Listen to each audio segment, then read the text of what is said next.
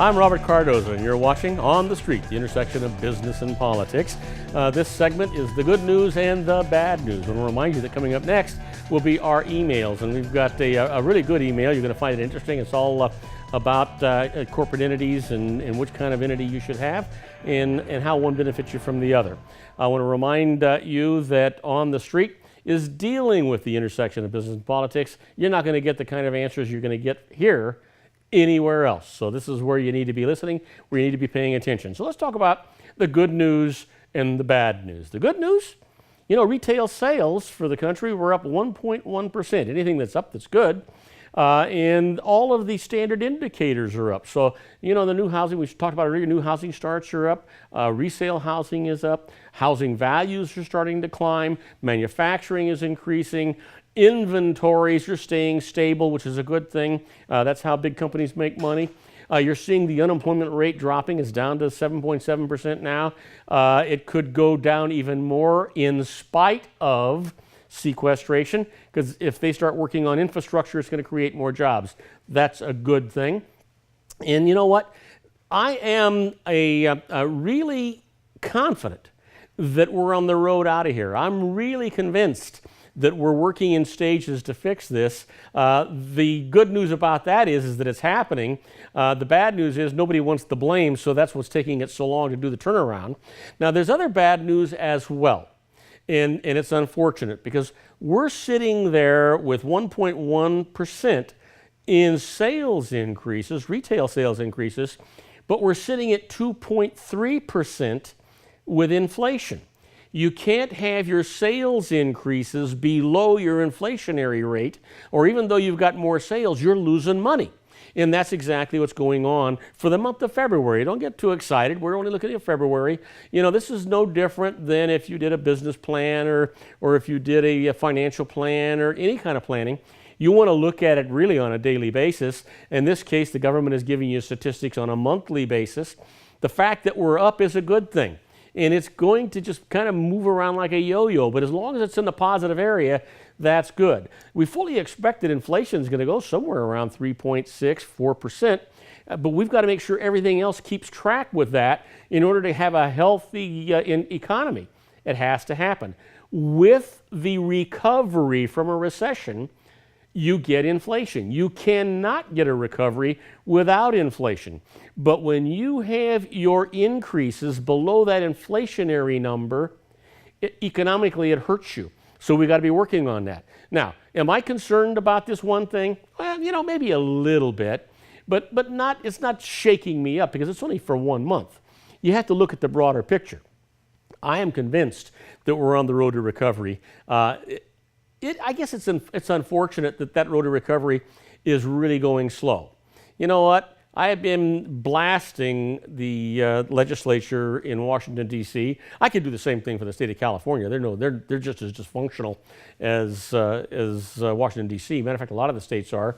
You can see some of these progressive states are really moving ahead of that curve, and it's because they're not doing things the same way Washington, D.C. or the state of California, which is where I happen to be, are doing things. You can get out there and improve and increase and support this recovery, but you can't do it if you have dysfunctionality in government. And I'm back to Washington, D.C., but it could be state government as well.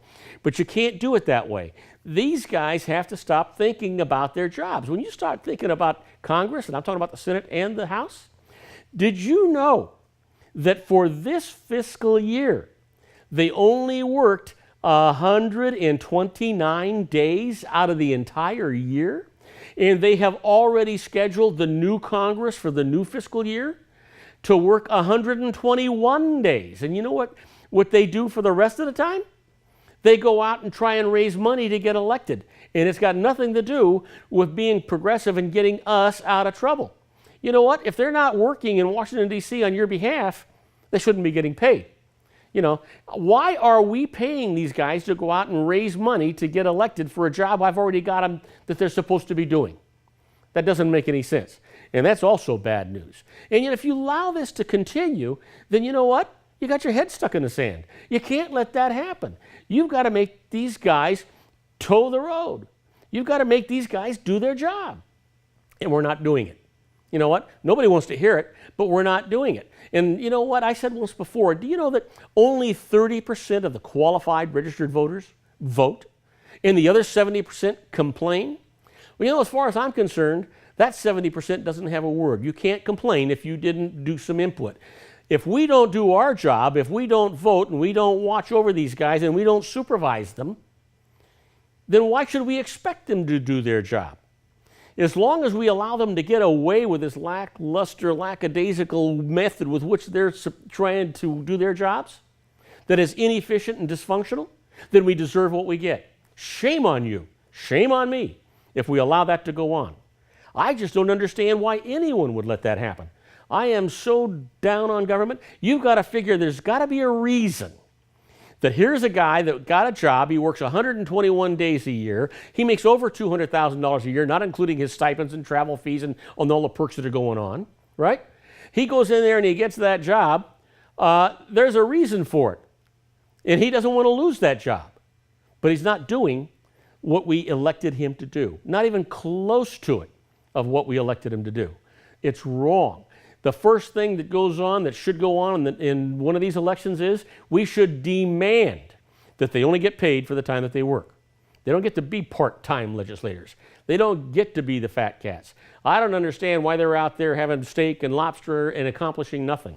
I want something accomplished. I want some kind of compromise. I want something we all agree on to pass and let the stuff we don't agree on to be argued over. I'm okay with that. But I want to move forward. That's what we have to do. We have to move forward. I want to see tax reform. I want to see gun reform. I want to see infrastructure build up. I want to see us investing in our own countries, investing in ourselves.